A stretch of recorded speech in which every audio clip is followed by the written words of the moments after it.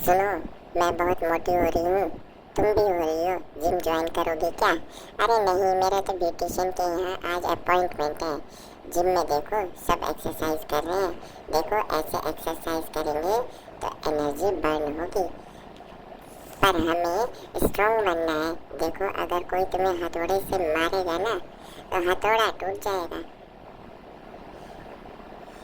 है लोग, और क्या, लोग तो ऐसे ही है।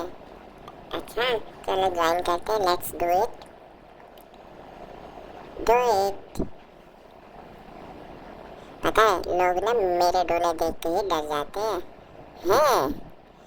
अगर किसी को जीरो फिगर बनना हो तो सिक्स पैक्स के बजाय सिक्स बोन का बना देते हैं जिम वाले। अगर आप भी जिम ज्वाइन करना चाहते हो तो कॉल मी।